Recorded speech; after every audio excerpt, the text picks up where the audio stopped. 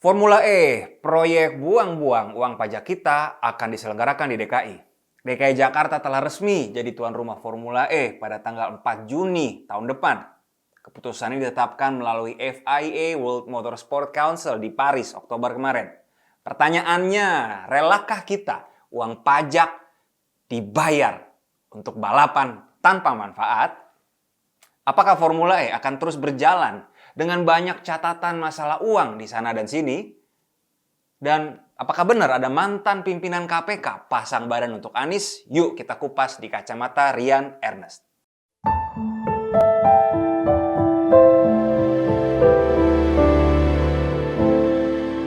Formula E akan terus diselenggarakan, padahal ada banyak dugaan keanehan proses anggarannya. Malah untuk kepentingan mendesak seperti penanganan banjir, nggak jelas juntrungannya. Saat ini KPK sudah turun tangan untuk menyelidiki adanya dugaan kasus korupsi. Terlalu banyak kejanggalan dalam anggaran kegiatan Formula E, merujuk pada temuan PSI yang ditulis oleh Kompas.com. Antara lain, pertama, anggaran balapan ini menurun drastis setelah ditegur oleh Badan Pemeriksa Keuangan. Saat pembahasan APBD 2020, Pemprov DKI meminta anggaran Formula E 1 triliun rupiah. Lalu setelah ditegur BPK, sekarang biayanya direvisi. Itu berarti ada percobaan markup anggaran. Dan untung saja BPK bisa mencegah dugaan markup itu. Kedua, DPRD DKI sebagai mitra kerja Gubernur Anies belum mendapatkan bukti pembayaran komitmen fee Formula E. Kita tahu semua, DPRD memiliki fungsi anggaran. DPRD dipilih rakyat untuk mengawasi penggunaan uang pajak. Apakah uang hasil pajak kita digunakan kembali oleh pegawai negeri secara tepat guna dan tepat sasaran? Itulah fungsinya DPRD untuk mengawasi. Komitmen fee sekian ratus miliar yang sudah dibayar ini ternyata tidak sebesar negara lain loh. Contohnya, di kota Montreal, negara Kanada. Kota itu cuma bayar komitmen fee 1,7 miliar rupiah.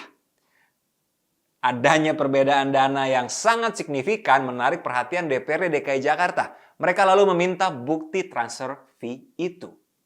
Akan tetapi sampai saat ini Pemprov DKI atau Jakpro atau siapapun dari pihak DKI, Gubernur Anies juga tidak kunjung bisa memberikan bukti bayar tersebut. Pertanyaannya, sebenarnya kemana sih pembayaran uang ratusan miliar itu? Apakah langsung ke pemilik balapan Formula E di luar negeri sana atau mampir dulu ke pihak ketiga? Kalau memang sampai ke pihak ketiga, apakah boleh? Siapa yang mendapat keuntungan dari bunga dana jumbo itu?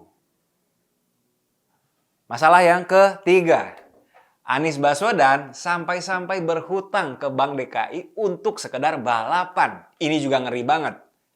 Saking ngebetnya, sampai-sampai Gubernur Anies melalui surat kuasa Agustus 2019 menyetujui rencana hutang itu. Pertanyaan, apakah secara hukum salah? Ini masih abu-abu. Tetapi secara tata kelola pemerintahan, saya jelas tidak setuju. Berhutang ke Bank DKI harusnya untuk hal yang sangat urgent dan mendesak. Contoh, ada bencana alam. Atau harus bayar gaji PNS, tetapi kas Pemprov sedang cekak.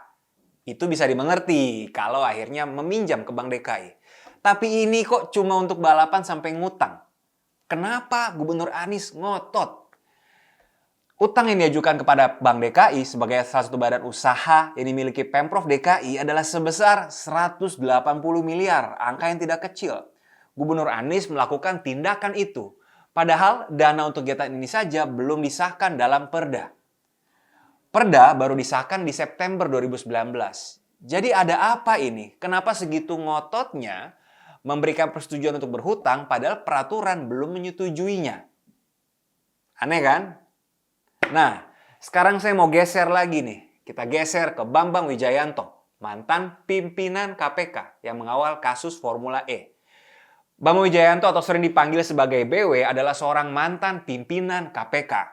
Ia adalah bagian dari TGUPP, sebuah tim pendukung Gubernur Anies yang isinya puluhan orang itu. Nah, kemarin BW dan Adnan Pandu Praja, dia juga mantan pimpinan KPK, datang ke KPK. Mereka datang ke KPK menyerahkan dokumen-dokumen terkait lomba balap mobil elektrik. Sebenarnya sah-sah saja menurut saya, BW ingin membantu Gubernur Anies. Membantu mengurangi korupsi di DKI, menjadi TGOPP. Ya oke aja. Meskipun ironis, karena kualitas transparansi data dan peraturan di zaman Gubernur Anies menurut saya tidaklah baik. Yang menurut saya bermasalah dari tindakan BW kemarin adalah dia mendatangi gedung dulu tempat ia bekerja. Sebagai siapa? Sebagai pimpinan. Apa masalahnya? Ada satu istilah yang selalu digaung-gaungkan pejuang anti korupsi, termasuk para pegawai di KPK. Apa itu? Konflik kepentingan. Kalau BW membantu dari belakang, melakukan analisa kebijakan untuk membantu Gubernur Anies sih oke-oke saja.